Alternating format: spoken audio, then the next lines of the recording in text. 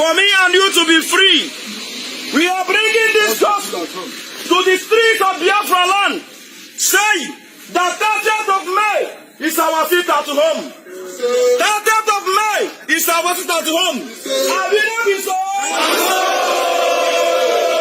Anywhere where you are, anywhere you are in Biafra land, we the indigenous people of Biafra have decided that 30th of May is totally short.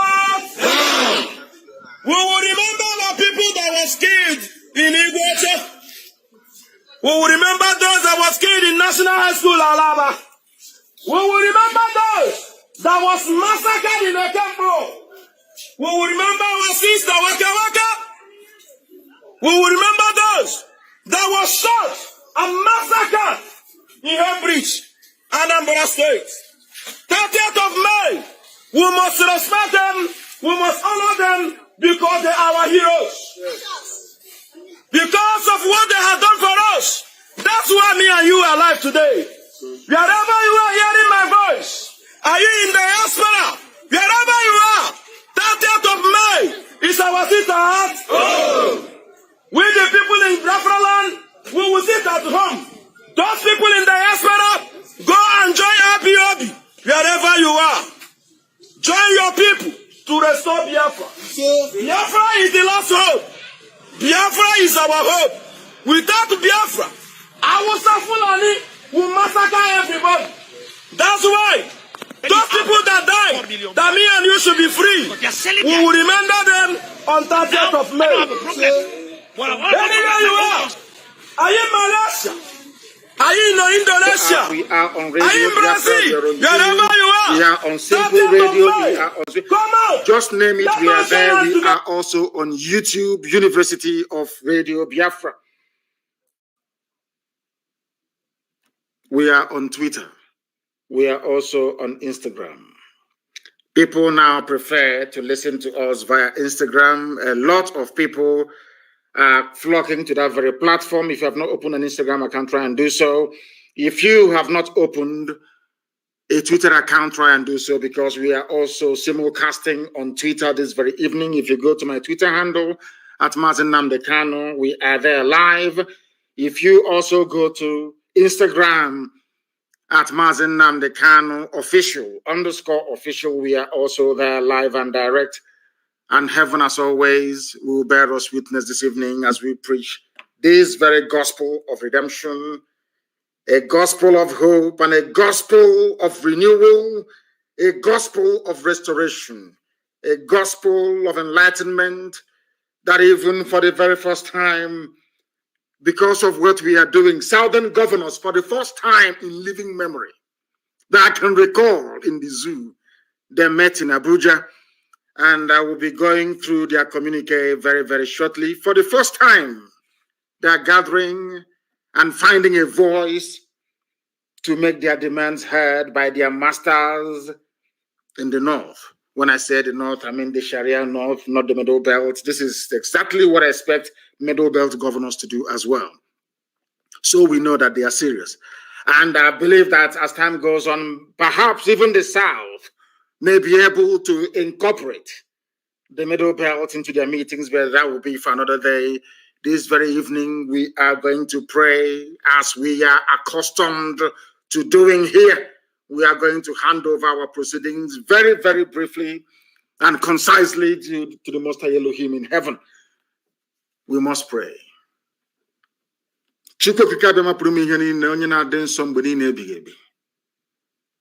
Anyị na-efe wee na-asọpụrụ mgbe niile. Anyị na-ebuli olu anyị niile elu ebe anyị nọ n'ụwa niile, nna nke ebere, wee na-aja gị mma, wee na-eto gị, wee na-agọzi gị. Onye dị nsọ mgbe niile ebighị ebi, onye ime eluigwe, onye ọ bụ naanị ya na-achị, onye ọ bụ naanị ya nọ n'oche eze elu ụwa wee bụrụ ebe ntụkwasị ụkwụ ya. Anyị na-arịọ gị, anyị na-aja gị mma, anyị na-eto gị, na-asị gị, ezi nna pụrụ ime ihe niile, biko nye ụmụ gị ezi echiche na amamihe, nye ha akọ ma nyekwa ha uche, tinye ha n'ime mmụọ ha mmasị nke ụmụnne n'ihi na mgbe niile na nwanne na-aka enyi. Ka anyị were ịhụnanya, ịdị n'otu, mmekọrịta nwanne na nwanne were na-aga njem nzọpụta nwere onwe nke gị onwe gị dịrị anyị ka anyị wee gaa. Ma lekwa ndị iro nna nke ebere dị ngọzi, isi ga-ekpu ha niile n'otu n'otu. Aka nsị ha bụkwana ha ọnụ site na amara gị. Ịgba okwu na anyị ume ezi nna dị ngọzi, n'ihi na ọ ga-amasị anyị gụrụgụrụ mgbe bịa anyị wee too gị, gọzie aha nsọ gị n'ihe ọma nke ị na-ebe n'ime ndụ anyị. Anyị wee na-asị na onweghị chi dịka gị, onweghị onye ọbụla kere eluigwe n'ụwa ma ọ iwezuga gị nna nke igwe. Ma o nweghị ihe ọzọ ị ga-eji wee hụ anyị n'anya wee karịsịchaa anyị anaghị efe arụsị. Ọ bụ naanị gị bụ Chineke nna nkuzi niile nke ndị agha ka anyị na-akpụ isi ala anya. Ya metụ gị n'obi nna ndị nsọ na anyị bụ ụmụ gị. Ya metụ gị n'obi na ala Biafra bụ ala nke gị. Ya metụ gị n'obi onye nwe anyị na Chineke nna, ka i wee lekọtakwa Izrel ka isi elekọta ya na mgbe agbanyeghị atụmatụ ụjọ niile nke ndị iro. Anyị wee na-arịọ gị ka ịhụnanya gị wee mụbaa n'ebe anyị nọ, ka iru gị wee chaa n'ebe anyị nọ, ka i wee gọzie ụmụ gị n'ụzọ pụrụ iche bụ ụmụ gị bụ ndị IPOB n'ụwa niile, ndị tụrụ ugo, ezinụlọ nke iji aka gị wee hiwe. Ka ọ ga-abụ na ikpeta m azụ site n'ihe ịrịba ama nke gị onwe gị ga-eme n'ime ndụ anyị, ụwa niile ga-asị n'ezie na ndị dị etu a bụ ụmụ Chineke. Anyị wee na-arịọ gị ezi nna bi n'igwe, ka i wee nara otuto, nsọpụrụ, ịja mma, mbuli elu na ikpe isi ala ugbu a na mgbe niile ebighị ebi. Ka anyị na-arịọ gị ise. Thank you very much. Some of you have corrected. Did I say Abuja? It was in Ahaba. They met in Ahaba, not even Asaba. Ahaba. As we have Ahabimeni as well. Across Udimini Obaro, that some of you call, or should I say the white man named River Niger. We are here to preach this very gospel. This very news broke very, very late. It wasn't my intention to cover it, but we are going to dwell on it very, very briefly before we proceed to the rest of the items we have for you this evening. For the very first time in living memory, the Southern governors met in Ahaba. The real name is Ahaba, A-H-A-B-A, not Asaba.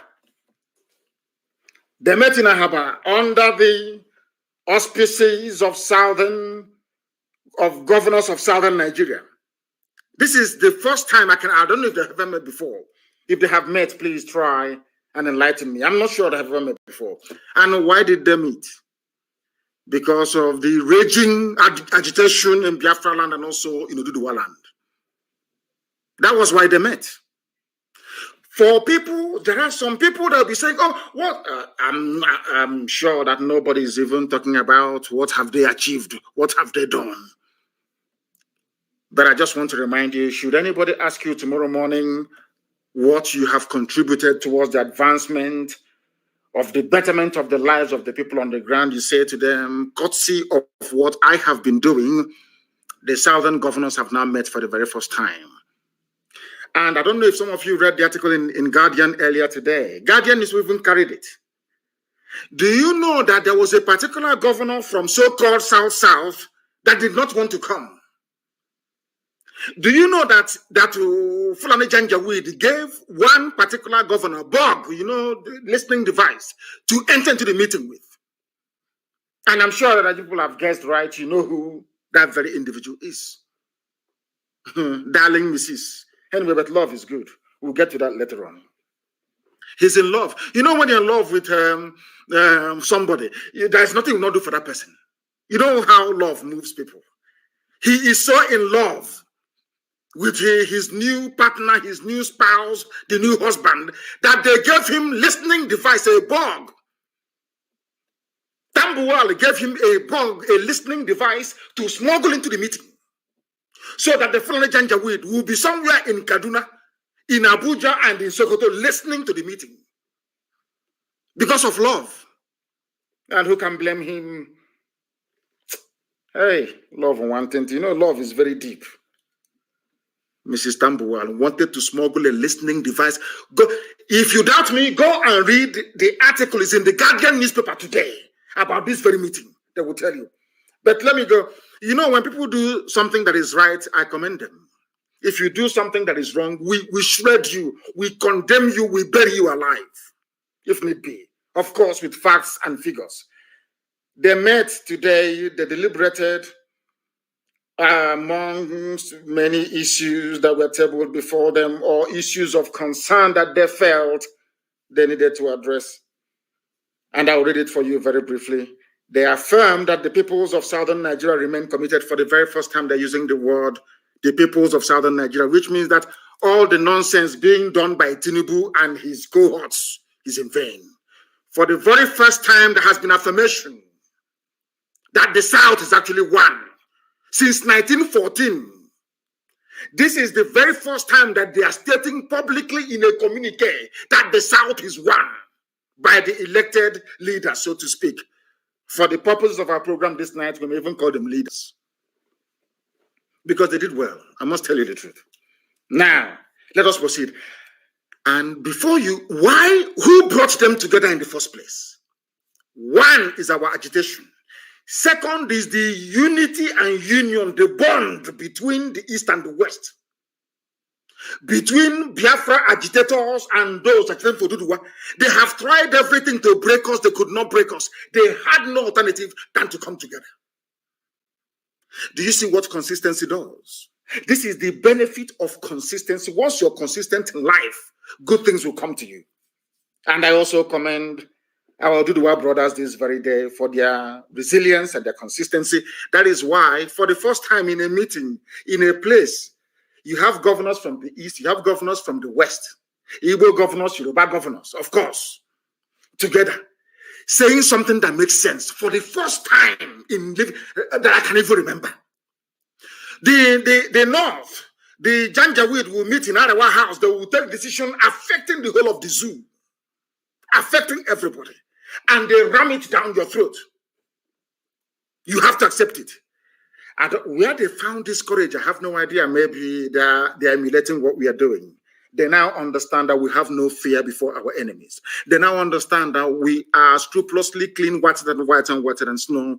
They now have developed, or should I say, come to appreciate the essence of courage and determination. So for coming together, of course, I commend them. I do commend them because they have done very, very well. During this very meeting, they affirmed that peoples of southern Nigeria remain committed to the unity of Nigeria. Well, of course, that's expected if you consider they get their monthly allocation. Everyone wants to go to Asorok, so they will say they want unity of Nigeria. But they want unity of Nigeria on the basis of justice, fairness, equity, and oneness, and peaceful coexistence between and among these peoples with a focus on the attainment of shared goals for economic development and prosperity. English has no meaning. The latter part of what they have written here has no meaning because they've been saying this rubbish for very many years. Now, the second point on the communique states, observe that the incursion of armed herders, criminals and bandits into the southern part of the country has presented a severe security challenge such that citizens are not able to live their normal lives, including pursuing various productive activities, leading to a threat to food supply and general security. Basically, they are warning Fulani, Janjaweed, terrorist headsmen, short for Miet Yala. They have now come out to say that they are concerned about the activities of Miet Yala. Consequently, the meeting resolved that open grazing of cattle be banned across southern Nigeria. In other words, if you see any cattle in any farm from tonight, anywhere in southern part of the zoo called Nigeria, you kill it. You are enforcing the law made, or should I say a directive executive order made by those that you claim you voted for to look after your affairs.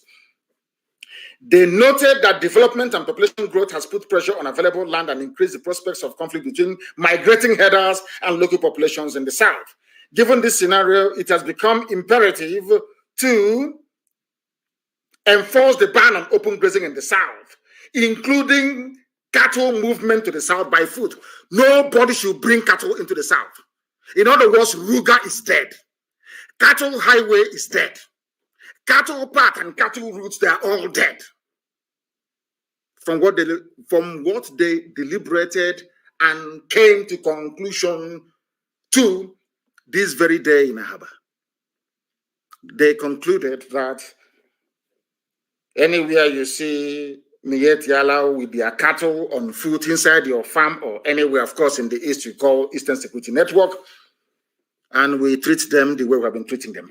Why are they saying this? Because we took the bulls by the horn.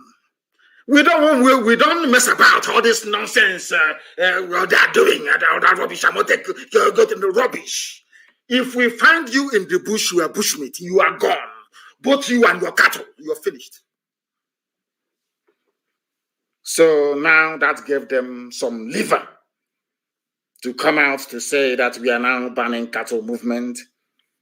Number 4, we recommend that the federal government should support willing states to develop alternative and modern livestock management systems. And I wonder, why are you taking permission from the federal government? Was it not Osun State or whichever state in the West, in Yoruba land, imported 250 pregnant cows from the USA? That one didn't, once they told the cow, you are now in Nigeria, the cow broke away from the crate. I wanted to run back to the USA. A governor was able to do it without permission.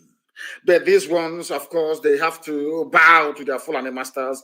They are taking permission from the Fulani, their Fulani Janjaweed, as if to say that cattle herding, or should I say animal husbandry or dairy products is the exclusive preserve of Miet Yala. That is why you're going to the government to go and look for excuse to start your own cattle ranch in your states. Because you have agreed that nobody should enter into the cattle farming or rearing business unless you are a Fulani, unless you are Miet Yala. Arrant nonsense. Pure bunkum.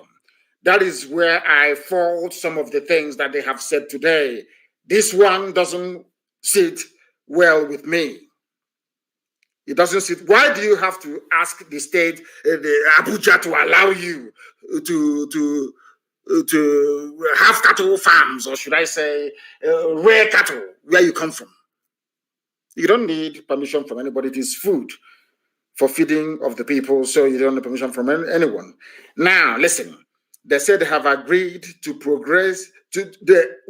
We have agreed that the progress of the nation requires that urgent and bold steps be taken to restructure the Nigerian Federation, leading to the evolution of state police, review of revenue allocation formula in favor of sub-national governments, and creation of other institutions which legitimately advance our commitment to and practice of true federalism. Once again, they're begging for restructuring. That's what they're asking for, but along state lines, because they are governors, because they know that if they ask for restructuring along the lines of region, vis-a-vis the Constitution of 1960 and 1963, somehow most of them will be out of a job. Do you see how parochial, do you see how selfish these people are? What concerns them is their office for them to protect it. That is why they are arguing for restructuring along state lines where you will not answer your name. Where somebody can say, oh, I'm from River State, that has no meaning. I'm from Delta State, that has no meaning. I'm from a state that is named after a river, no longer the people. Because they know that if we ethnicize the identity of people in the zoo, our eyes, or the eyes of everybody, will open at the same time. They don't want to ethnicize it. What they want to do is to go with these same artificial boundaries, the same thing that the white man did. That is what they want to recreate. They want the entrenchment of the state system in the zoo in order for them to remain relevant and valid in office. And we are against that completely and totally. Now, these southern governors are recommending that in view of widespread agitations among our various peoples, here we come, we have now come into the play. Oduduwa and Biafra agitators, we are now in the game. They are now talking about us. Let us hear what they had to say. We recommend that in view of the widespread agitations, of course, by IPOB and Oduduwa agitators, among other various peoples, for greater inclusiveness in existing governance arrangements, the federal government should convoke a national dialogue as a matter of urgency. So we are now moving very close to that referendum we talked about, isn't it? Because after or once you pick up a gun, it will always end on a round table. Not the table with four corners, no. The rectangular ones, no. Always on a round table. And they now understand it very clearly. They are now calling for national dialogue. If they have the clout, if they have the presence of mind or conviction to push these things through, for their counterparts and their husbands in the north to agree to, is another matter altogether. But at least they have said it. And they must also be commended for it. They also recommended that in deference to the sensitivities of our various peoples, there is need to review appointments into federal, like federal character, that Fulani should not dominate everything. This is a very diplomatic way of saying that Fulani should not take over every sensitive security position in the zoo. It must also go to other ethnic groups as well. Now, this is one that I love very, very much. We have resolved to foster cooperation among the southern states and the nation at large. For the very first time, they are saying that the Igbo and Yoruba will work together. Izon is there, Ijo is there, Ibibio is there, Efik is there. For the first time since 1914. Some of you may be shocked. This is the only time since Lugard, that wretched Lugard, came into the zoo to turn us into wild beasts and animals. I'm telling you, this is the first time that southern protectorate you've been hearing about, this is the first time that their so-called leaders are meeting since 1914. Over 100 years ago. Over 100 years ago, this is the first time they're meeting. Imagine if they had been meeting all these years as their northern counterparts were doing. Do you know why they met in Ahaba? They met for the simple reason that the divide and rule tactics of the north is no longer working. They can no longer divide us. And where I should give credit, I won't hesitate to give credit. There's a group called Nsuko Mona, the ones that started this handshake across for us, because of course the boundary is not in Niger, it's in Ikodomigodo. They started all this movement to try to unite the South. Nsuko Mona, they are called. They have been fighting for very many years. And I also give them credit because this is as a result of what they have been fighting for over the years. What Biafra and Oduduwa agitators did was to give impetus to this very thinking. That is why we are where we are today. For the first time since 1914, over a century ago, over 100 years ago, the leaders of the South are meeting to discuss something, should I say, issues of common interest. They have resolved now to cooperate. Let it not be that when your husband calls you now from the north, you start panicking and saying, I'm not part of it. I'm from the southeast. I'm from south. I'm from southwest. Once you maintain that united front, you are impregnable.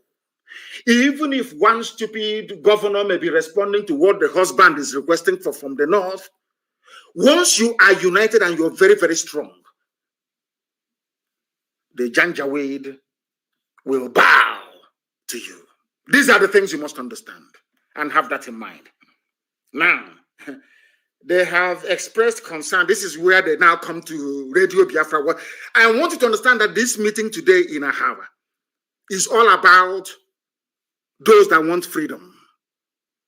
And what we have been preaching on Radio Biafra for very many years, now it is sinking in. They pretend they don't listen, but everybody listens to what we have to say on this noble platform. I mean, absolutely everybody. They listen to us. And we are winning this very war of ideology and war of philosophy. Why am I saying this? The governors expressed concern on the continued gridlock on Osho-Diapapa Expressway, which we have been talking about now for years, and the chokehold it has exerted on the nation's economy, being the sole outlet from Apapa Wharf. The meeting therefore recommended the activation and establishment of ports in other states of the Federation to create new jobs and promote socio-economic activities in the country. What I have been preaching for very many years, isn't it? When I was in the dungeon in DSS, somebody came to me and asked me, what would you like to see done? And I said to them, that you must open the seaport in Warri, open the seaport in Iguacha that the white man named Port Harcourt, open the seaport in Calabar, and allow Onitsha River Port to function. In fact, you can even go as far as building another one in Lokoja as well. I wrote these things down and I gave it to the federal government of Nigeria. When the Eastern governors called us for a meeting, I went to Eastern governors and I gave them the same thing. I never asked them for any money. I didn't ask them for anything. I didn't ask them to make my life better, to buy me a helicopter, or to buy me a private jet, or to open an account for me in the Cayman Islands, stuffed with dollars. No, I asked them. I said to them that our people need employment. I said to them, go, the railways they're building in Nigeria today was my recommendation when I was in detention. I said to them, I'll give you this sound economic advice for free. But of course, they misused it. I said to them, if you go to everything I've been preaching for the past, I don't know if it's 7 or 8 years, it is there. Now, for the first time, they have agreed. They have come together to agree that Warri Seaport should be opened. Calabar Seaport should be opened. Iguacha, that they call Port Harcourt Seaport, should be opened as well. Now, do you understand it? Or I want all the intellectuals to understand how far we have gone. We always win. I said to all of you, in the end, we win. Just remain consistent. Do not waver. Do not move to the right or to the left. Remain where you are on the path of truth, justice, and honesty. Eventually, your ideas will prevail. And today it has prevailed. They are now asking for the creation of jobs and the promotion of socio-economic activities in the southern part of the damnable Zoological Republic. The meeting expressed concern on the economic implications of another lockdown on the country. Now they know. They now know. This is what I want to talk about this evening. Before this very news or communique was issued by the governors of the South, they are locking everybody down to stifle the economy, to move, harden the terrorists into the South, to commence the final onslaught, the final phase of the Islamization agenda of the Sokoto Caliphate. It's nothing to do with COVID. Absolutely nothing to do with COVID. They want to bring these people down to our land to commence the final onslaught before 2022, when they had hoped to overrun every inch of territory in the South on their path to the full Islamization of the damnable contraption we know as Nigeria. They do not want another lockdown, and therefore suggested greater coordination and cooperation between federal and state governments in evolving strategies for dealing with the pandemic. In other words, no, Yusuf Abubakar Mohammed cannot sit in Aso Rock anymore and issue directives saying, oh, we're in a lockdown. Then what stupid lockdown? The Fulanis are using it to stifle us. Whereas the borders are open in the north.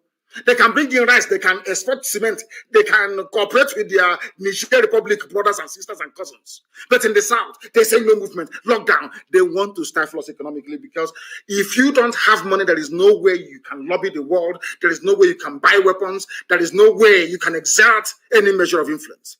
They want to be the ones handling the money alone. That is what they are planning to do. But I'm glad that the southern governors have come to their senses, or have realized that eventually, or at last, they must rise up to say something about this stupid, ridiculous lockdown that the Janjaweed Caliphate is proposing. Now, they express very grave concern on the security challenge currently plaguing the nation, and strongly urge that Yusuf come and address also southern governors. That thing I've been preaching. How can you have a country where the president doesn't talk to you? Is that possible? Because they know we are waiting with our Onyokomita. We are waiting for them. Once that idiot comes out to speak, we will dissect, we will analyze, and they understand it. They do not want to put themselves to shame. That is the reason why he's no longer talking. Even the recorded ones you used to get once every 8 weeks, you're no longer getting it. Now the southern governors are saying to Aso Rock, please talk to us, so we want to hear from you, because they themselves are now convinced that Buhari is dead. They now know also that there is somebody in Aso Rock. Now they're asking him to come out to speak live to the people, and we know he can never do it, because we are waiting. We have recruited new scientists. There is no trick they will bring, no artificial intelligence. There is no deep fake video they will bring out now that will not dissect from top to bottom. from top to bottom. Now they express their gratitude to their host, which is Ifeanyi Okowa. He has done very well, of course. He has done very, very well to host this very meeting. I'm not excusing his idiocy and stupidity, but of course, for hosting, for once, they're finding their voice. Do you know what? Do you know why they're talking? Because they know that the Fulani can no longer divide them. No longer can they be divided. No more. Because even if you divide the governors, the men on the ground, the foot soldiers on the ground, they are united. The East and the West, we are now bound together. That is why, for the very first time in over 100 years, the South is reasserting its identity. Because the North will always come and say, we are the North. This is a minority of them from the Sharia region. They have emasculated the Middle Belt. They now say, we are the North. But when they come to us, they say, oh, this is East and this is West. They divided Nigeria into three to suit them. The North, the East, and the West. When they come as the North, they come as one block, one effective, dominant block. This one is playing his own corner, West, and this one East. Now, East and West have come together. Let the war begin. That was what they did, and I must commend them, those that attended. I must commend all of them that went there. But I'm sure that, let me see if Mrs. was there. Mrs., where are you? I'm looking at the names of those that signed. Oh, Mrs. came. She came as well. Because when he's with Tambuwal, he's a she. Then when he comes out to snort cocaine and be talking rubbish, he's a he. So the he, she, or she, he was there as well. Now we must preach. That was what they deliberated upon today. And we must understand this. One of the things they discussed was the lockdown.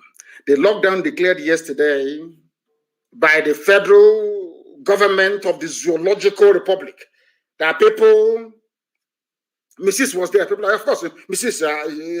After that, now, maybe tonight, she's briefing husband Tambuwal. You know what lovers do. Love is sweet. Have you seen their picture? How they are serenade. In fact, I said to my wife today that we need to try this type of pose and picture. It's so nice. We are going to do it very, very, very, very shortly. We are going to pose like that as well. Did you see Wike and Tambuwal? Hey, it's as if they just fell in love only last week. Such beautiful, beautiful picture. I liked it so much. I liked it so much that I had to comment on it. So beautiful. You can see, when people are in love, there is nothing sweeter than love. And now, that first 2 or 3 months, or maybe they're doing their own anniversary now. You can see how happy they are. And I wish them well, honestly. I wish she, he, and him well. They should live happily ever after. The lockdown declared yesterday by the damnable Zoological Republic is a ploy for terrorists to come into our land.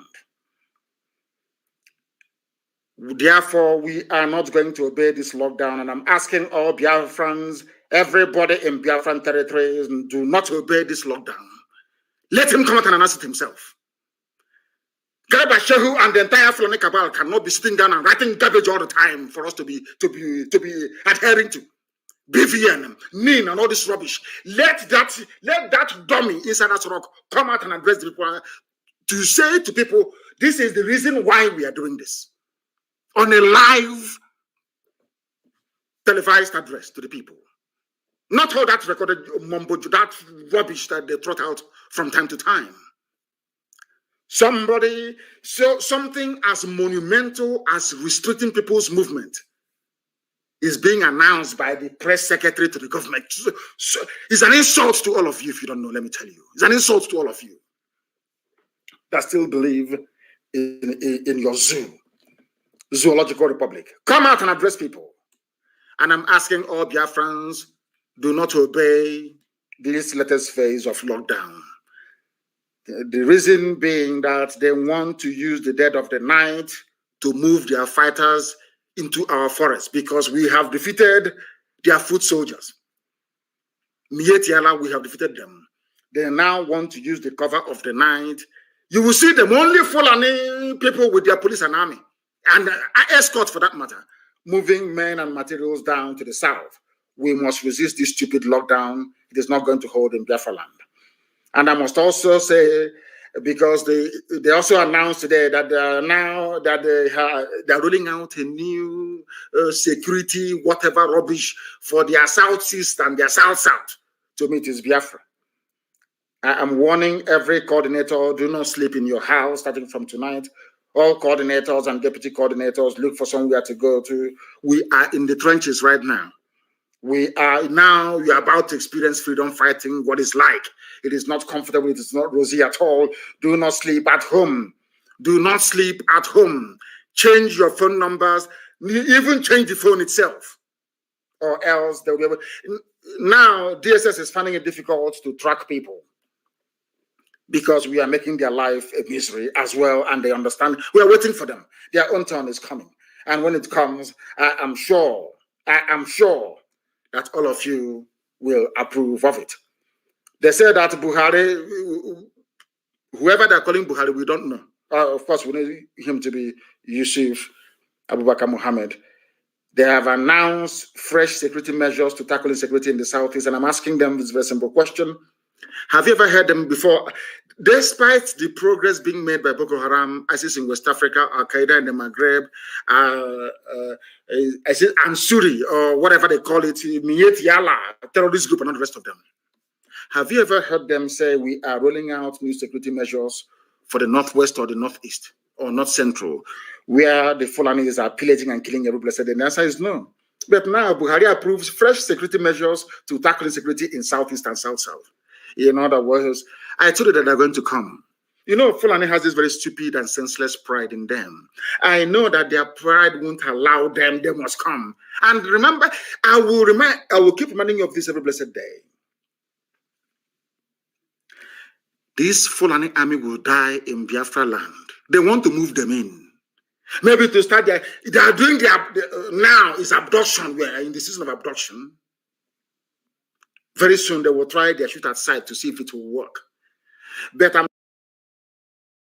I'm considering that all the entire southern governors have now come together to issue a communique stating it very, very clearly that the way they have been handling things in the past hasn't moved the situation forward.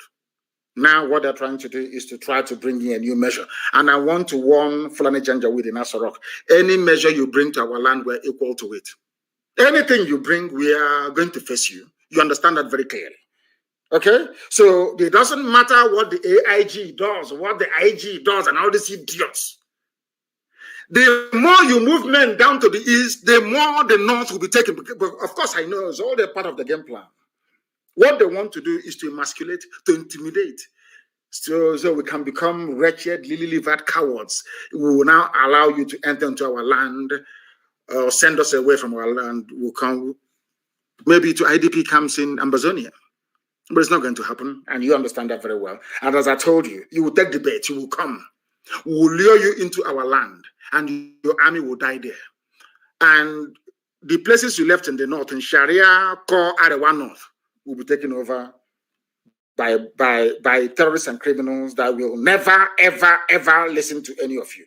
These are the things you must understand. So we are ready for you. Anytime you want, you can bring the game on. We are waiting for you. But you can never, ever have it easy anymore. All that thing that people come out, you open fire anyhow. You know that if you open fire on the people, you will be confronted there and then immediately. And you are going to die sooner than later. You will also perish. So now you understand. It doesn't matter what you announce or what you're not announcing, but we are assuring you that you are not going to prevail nor succeed in intimidating the children of God into submission. It cannot happen. You can try that nonsense elsewhere. It will work for you. But you see, in the East, it can never ever work. Never ever work. Not today, not tomorrow, not ever. Because when tyranny, as somebody said, when tyranny becomes a law for the government, massive rebellion becomes a mandate for the people. Because you cannot keep pushing us to the wall all the time, pushing us to the limits, massacring innocent civilians over and over and over again, and you don't expect them to fight back. You must be foolish. I want to remind all the intellectuals and sophisticated morons, all of them, go back a few years ago. The slaughter, the killing of IPOB family members, peaceful protesters, Shia protesters, and SARS. Every time Army and police will come, they'll open fire. None of you will talk. But now in our land, they are always looking behind their backs. They don't know where death is coming from. Because I assure them, they are all going to perish. The people telling you that they have a plan to secure the East, Southeast and South-South, according to them. Armed robbers invaded Asorok. So we are led to believe. Only under this regime, something unheard of in the whole world. It's never been, I don't know where these Nigerians, I don't know who gave them their brain. Maybe it was picked from the dustbin. I have no idea. Some of you may have dismissed this issue of armed robbery in Asorok, but I want you to understand something that's never happened anywhere before in the history of the world or modern governance. Never ever happened before. They said they ransacked the chief of staff home, Ibrahim Gambari, and Abubakar Maikano, and they stole valuable assets. That is how corrupt the Fulani people are. I told you before that is something the Fulani they have perfected over the years. When they finish draining any particular department of Paraset or dry, they set it alight to destroy every incriminating evidence.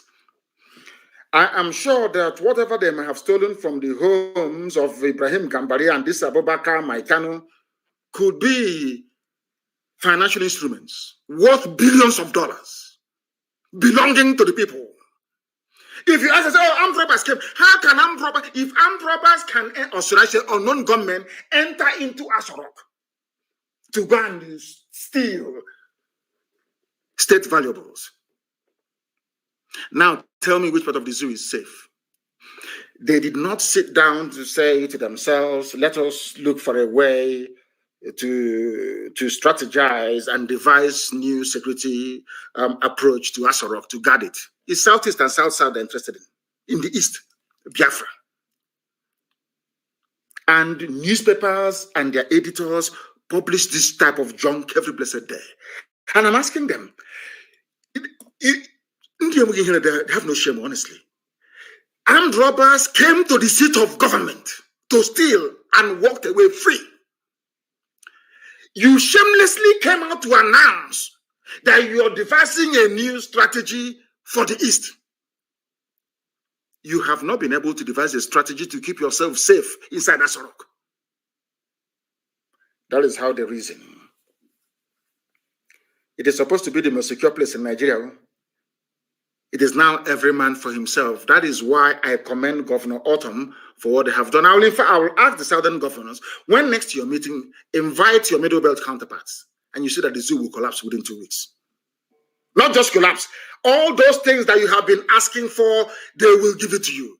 That is why all of you must come to the fullness, or should I say, to the realization that you must, without fail, keep on doing what you're doing in terms of defending your land. You must defend your land. Look at people suggesting. I mean, can you go to how can I put it, to a gate man in a hospital and ask them to administer any form of treatment because you found them at the gate. Because you found them at the gate of a hospital. These people, they're like gate men in a hospital. You are prescribing a remedy that you cannot even yourself inculcate into the plan to keep your own self safe. You're not safe, but you're busy dishing out directive to go to. We now have a new plan. I'm asking the IG of police, go and secure Asorok first. Go and secure Abuja, where children are no longer going to school. Go and secure Abuja first. Go and recover Medugri. Go and recover parts of Yobe. Go and recover parts of Zamfara from the same terrorists that you groomed before suggesting how peace can be restored in the East. If you want to use it as a cover to bring in your army, they're going to die there anyway. So there's no need. I will not stress myself on this. Bring them now, you're going to see. And I want to warn our Oduduwa brothers, and I made it very clear to the activists last night, that the Fulanis imported a lorry load of arms and ammunition, and the containers were being escorted by the military last night, and they offloaded this very consignment somewhere in Oshodi. But I'll come to that later on. I will give you the full details of exactly what transpired. And that was why Tinubu said that we had planned to bomb Lagos, something that is undoable in 1 billion years. In 1 billion years. They think we are very good students of contemporary history. We know the history of the war. I know personally how people from the West viewed the move by Biafran army to go and capture the seat of power or to neutralize them.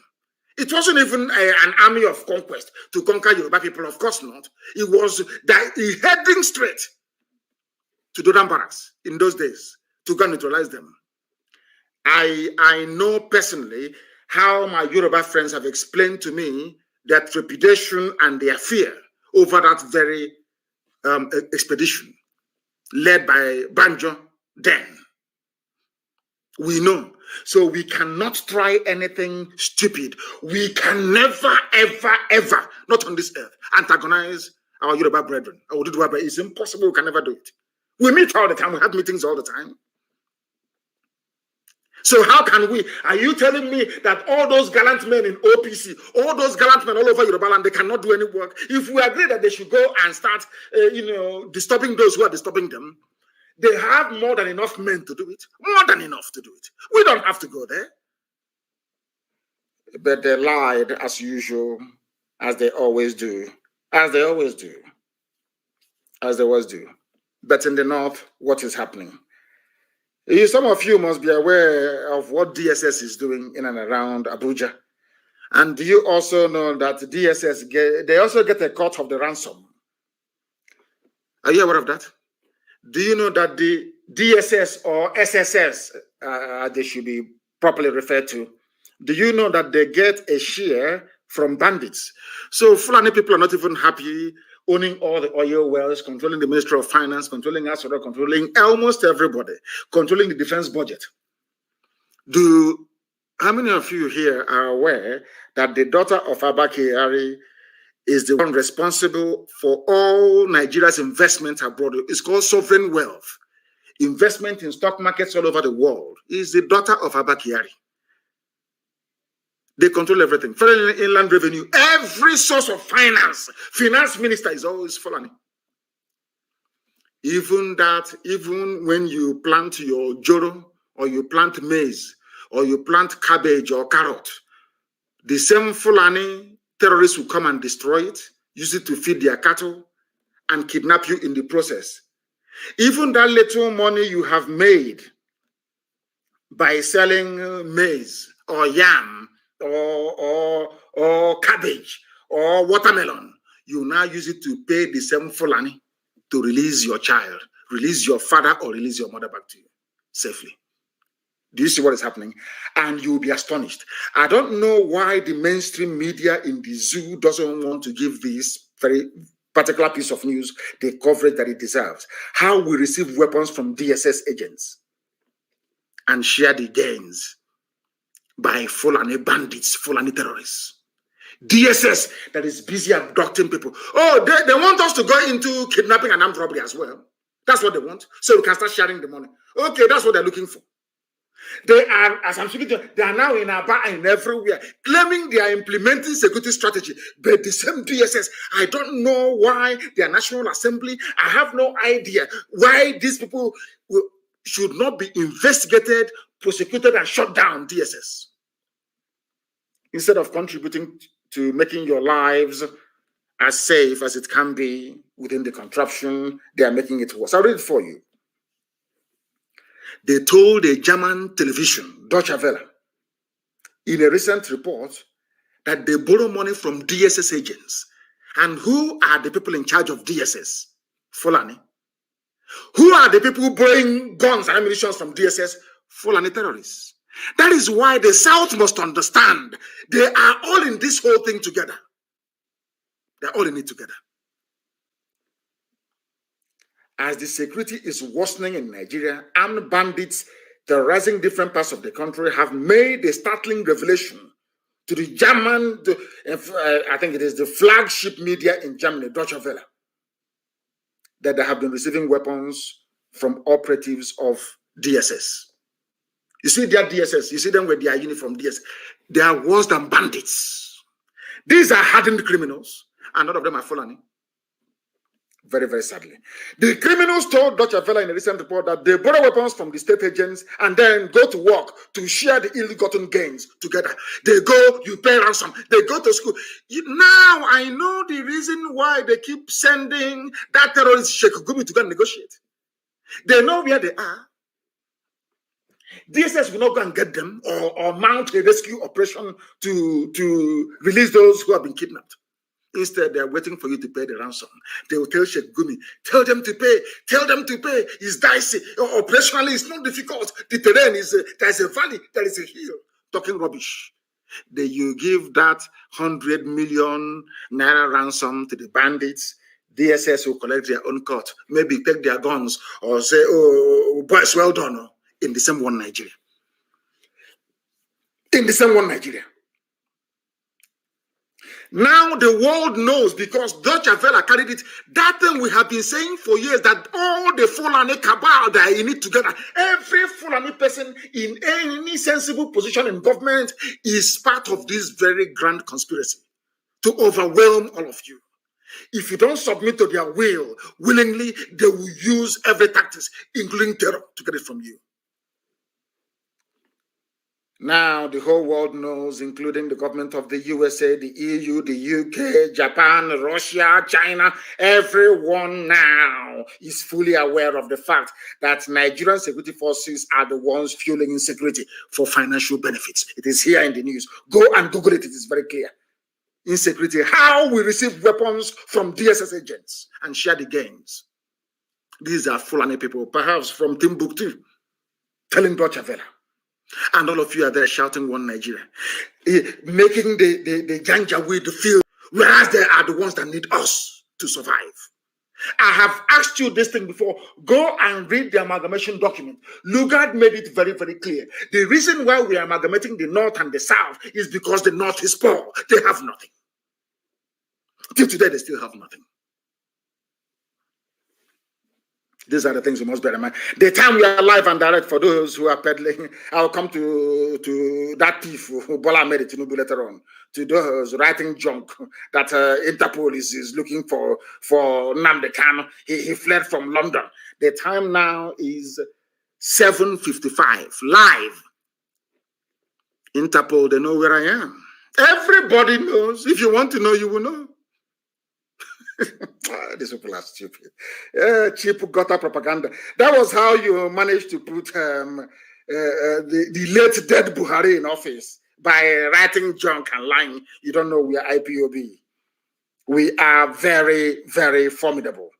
You don't understand that? We are highly, highly formidable. You must understand it. You must understand it.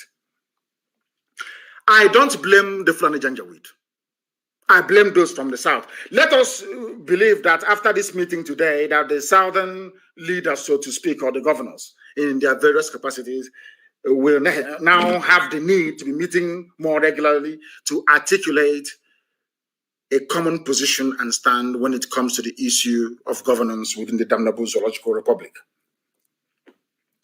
Because all of you planning to come and conduct security, whatever rubbish in the East, all of you against the agitation to break up Nigeria.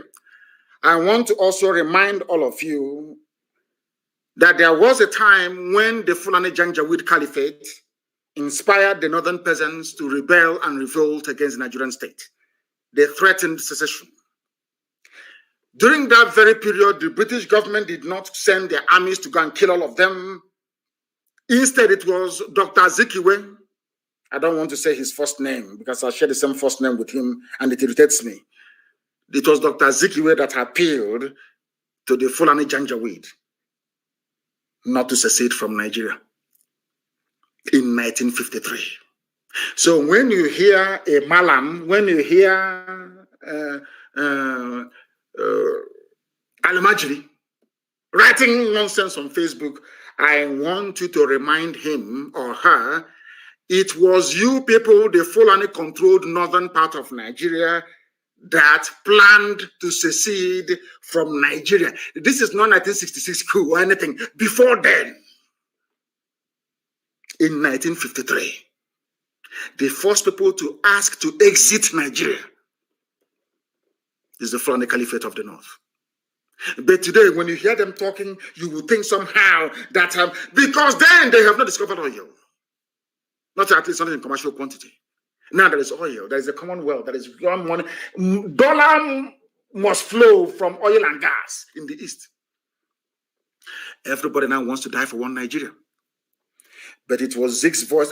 I don't know if it's a very lengthy article. Maybe that's why some of you don't even read it. I think it was published by Guardian newspaper. Zeke's voice that voided planned secession by the North in 1953. It was Dr. Zikiwe that appealed to the North to stay in Nigeria. They never went to war. Britain never deployed troops to say, oh, you want to break our empire, we're going to kill you. Now ask yourself, why is it that the Fulanis are now deploying soldiers to go and kill people who are agitating in the South? Why? When they themselves agitated to leave, nobody killed them. In 1953, when northern Nigeria were beginning to consider secession from the Nigerian colony, that would soon be a nation, Dr. Azikiwe gave a speech before the caucus of his political party, the National Council of Nigeria and the Cameroons, in Yaba, Lagos, Nigeria, on May 12th, 1953. Tomorrow will be the anniversary of this. That speech, while not disallowing secession, suggested that there would be grave consequences if the northern region became independent from the nation that was soon to emerge. Zeke did not threaten anybody. The British people who were in control of the zoo that they themselves created did not send any army to go and quell the secession. That is the reason why they banned history in your schools. That is why some of you do not know history. The first people to attempt secession from Nigeria were the Fulani of Janjaweed in 1953. Who stopped them from seceding? An Igbo man. Very, very sad indeed. You know, somehow, it's either that God wants to destroy us or we want to bring calamity upon ourselves all the time. Can you imagine what the lives of ordinary people would have been like had Zeke not intervened to persuade the northern Fulani Caliphate to remain within one Nigeria? There is something you need to understand very, very clearly. Nnamdi Azikiwe said the North will suffer because the North had nothing. Absolutely nothing. Their so-called granite pyramid were not... It's not a pyramid at all. They built plank scaffolding and piled 2 bags of granite on top of each other to give you the impression that they have granite when they had nothing. Absolutely nothing. Go and check it and do your own research. Zeke was begging them because Zeke himself grew up in the North. Zeke said, I was born and I grew up in Zungeru. Please don't go away. If you go away, you have nothing. You're going to suffer. You're going to be impoverished. And they listened and they remained in one Nigeria. And now the tables have turned. And what are they doing to those who are agitating to leave? The zoo that the Britain created. They are killing them. They are maiming them. They are shooting them aside. Whereas it is these same northerners that first floated the idea of secession. I hope it is becoming very, very clear for everybody. What they have given to us are headsmen, terrorists, rapists, murderers, kidnappers across the entire length and breadth of the zoo called Nigeria. They do not care. And we caused it. It was the fault of an Igbo man. Now I understand why sometimes I will speak or write very angrily about Dr. Zikiwe. Now I understand the reason why. It wasn't his fault after all. Today we are agitating to be free. Today we are fighting to be free in the East and in the West. And what have they done? The APC-led government of Lagos State, in conjunction with the Lagos State Commissioner of Police, having concluded plans to attack some parts of Yoruba land and blame it on IPOB, just to create a discord between the Yoruba nation and the Biafran nation, and to destroy the cordial relationship that these two agitating nations have maintained very lately. They want to destroy it. Tinubu knows that he's not going anywhere. So he has now unleashed his machinery. Everything in his arsenal has now come out to try to fight us, to try to fight me, and to try to fight the children of God. But it's going to fail. I want the world to know tonight that Tinubu will later pay hoodlums, because that's how they behave in Lagos, to attack some parts of that very city, so they can later accuse IPOB of masterminding the attacks. This is what some unscrupulous politicians, very desperate criminals are doing in Nigeria today. I want to ask Tinubu, who is a thief and a criminal, why did you not come to the pages of newspapers and television screen to announce the numerous sackings of Yoruba villages by Fulani Janjaweed, bandits and terrorists? Because there are Yoruba people right now in Benin Republic. Why was there no hoo-ha about Yoruba villages being sacked by Fulani Janjaweed? Why? That tells you all you need to know about these people and their intentions. Yoruba people, I want to ask Tinubu, are Yoruba people not refugees in Benin Republic? Who put them in refugee camps in Benin Republic? Are you telling me that Yoruba media is afraid of their Fulani masters, and in their docility, real damage is being done in Yoruba land? You have the courage to link IPOB to whatever nefarious activities that you're planning to unleash in and around Lagos. But people that pursued Yoruba people into Benin Republic, you cannot write about them nor admonish them the way you have tried to do against the squeaky clean image of the indigenous people of Biafra. This is very, very sickening. It is a very desperate and psychopathic attempt by this very thief, this very gluttonous and insatiable criminal that will do anything to appease his Fulani overlords. The same man that introduced ethnicity and tribe into the NSAS protest, along with the same corrupt and satanic Yoruba media. They thought they were going to succeed. They tried it yesterday and it failed. Only one tweet, I tweeted, only one. The whole thing collapsed. And of course, when they were pursuing Yoruba Oduduwa activists and agitators to ask them, what do you have to say? IPOB is going to bomb Lagos. What do you have to say? They said it's a lie. Go and ask their journalists. All the people they call, all the heavyweights, frontliners in Yoruba land, they called all of them yesterday to condemn IPOB. They said, no, IPOB cannot do such. Nobody, in fact, from the South can do such a thing. It's impossible. They were disappointed. One tweet destroyed all their lies. That was why they came up with another one today. You know, they think if they keep writing all this junk, somehow they'll demoralize us. We'll say, oh, things are no longer going the way that we want it to go. When that one failed yesterday, they come up with the nonsense today. Nnamdi Kanu ran away from London. He's wanted by Interpol. I have been telling you I want to go to court, international court, where the whole world, in fact, by the time we finish with that very legal process, if they see a Nigerian anywhere, they will spit in their useless faces. I'm telling the truth. If you don't know, let me make you understand. The same man who brought ethnicity into NSAS, they think, I told you, I warned all of you before. You know, that is why so I'm a prophet, and now they say, I say you are a fool. I told you they will try ethnicity. They will try the use of force. It won't work. They will try ethnicity. It's not going to work. They are going to try religion.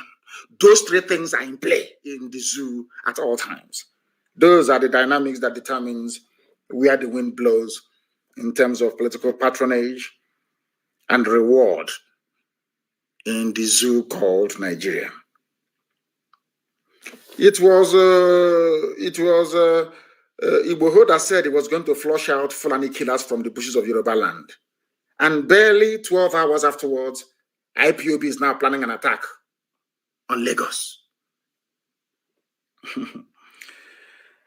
I am aware of the hatred directed towards Biafrans, I'm sure of that. But the mistakes of the past I will not repeat. The mistakes of Nzogo, that is why I'm against anybody toppling this Fulani Janjaweed government by force. I am an opponent of coup. I hate coups. I can't stand them. Allow the people to revolt. The people should revolt.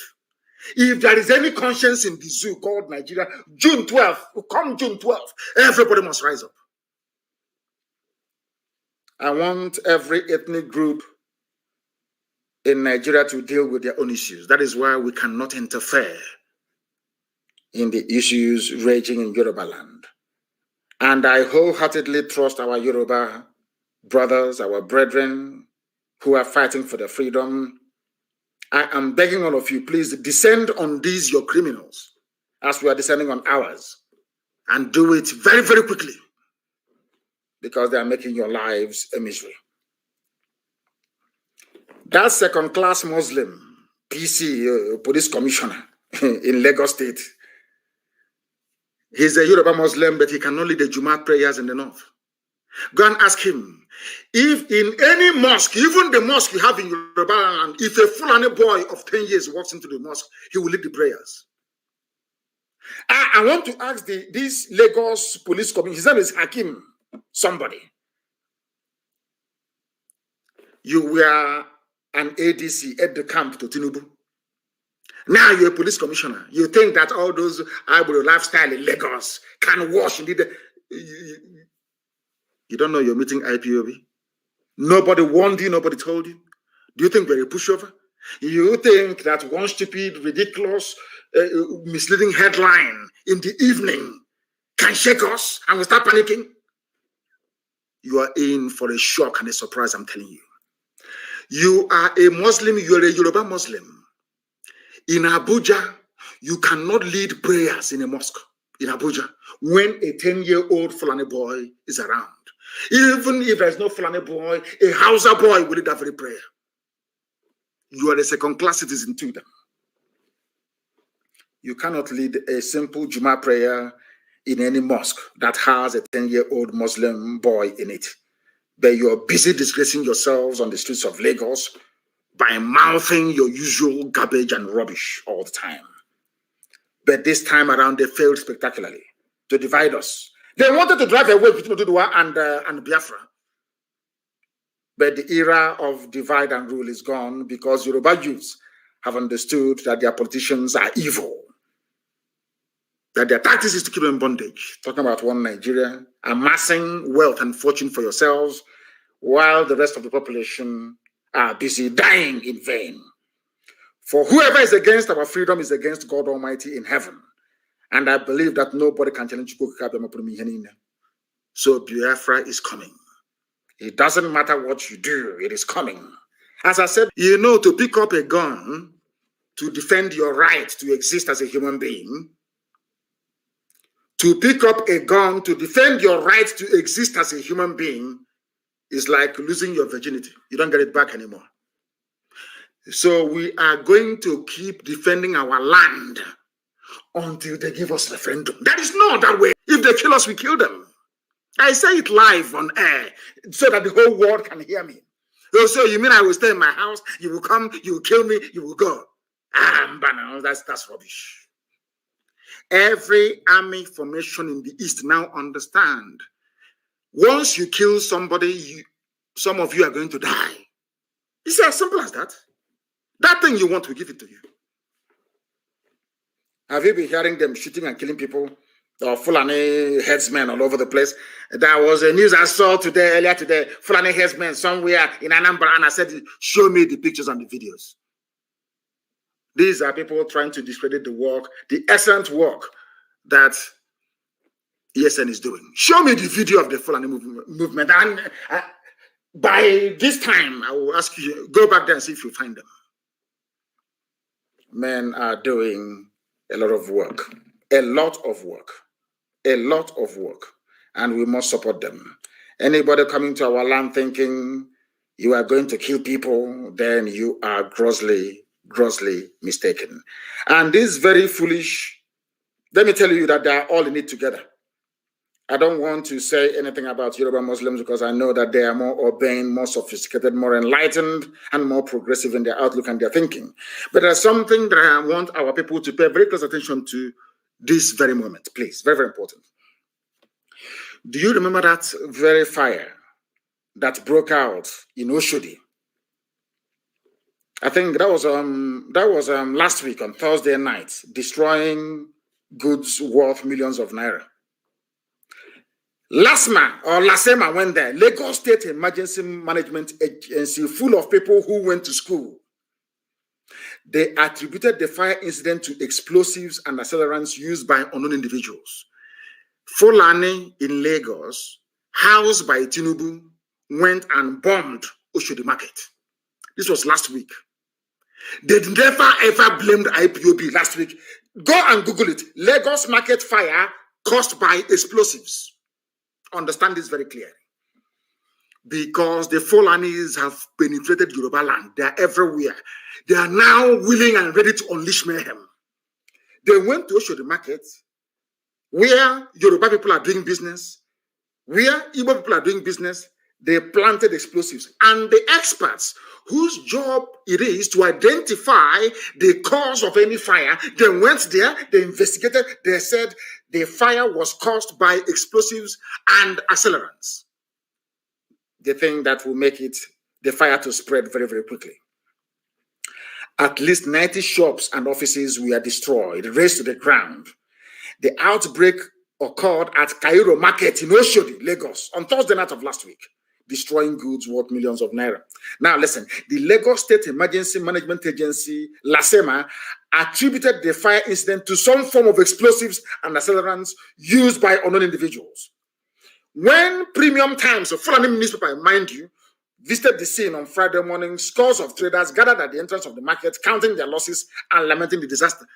This is the work of Mietiala Fulani terrorists inside Lagos. It happened last week. Nobody blamed the Fulani. Nobody remembered IPOB then. It is because now we are hitting Tinubu very, very hard because of the expose I did on the criminal. That is why all of a sudden they are now planning to bomb, whereas bombs have been going off in Lagos before now. Even last week, Thursday, a bomb went off. Now, let me tell you what they did. To tell that Tinubu does not mean well for Yoruba people. I want to prove to my Yoruba brothers that Tinubu and that idiot called a police commissioner do not mean well for you. Now, listen. The experts went to Oshodi Market and discovered that Fulanis had used a bomb to destroy businesses and livelihoods. Yet, the Lagos Commissioner of Police came out to claim that the Oshodi bombing was not as a result of explosives being used. This is happening only last week. Understand this very clearly. The experts went there and said, Lasema went there to say explosives were used. This same police commissioner now accusing IPOB of wanting to bomb Lagos said, oh, no. The explosives weren't used. Lagos State Police Commissioner of Police, Mr. Hakim Odumoshu. I'm reading the news for you. All this I'm telling you there in the news. Go and Google it. Lagos State Commissioner of Police, Mr. Hakim Odumoshu, has dismissed rumors of fire incident at Cairo Market in Oshodi as being caused by explosives. Odumoshu, who conducted an on-the-spot assessment, he just went there and said he did not go with any form of equipment or or detection apparatus to determine if the explosion was caused by a bomb or not. He just visited with his men and said it's not a bomb because they are part and parcel of it.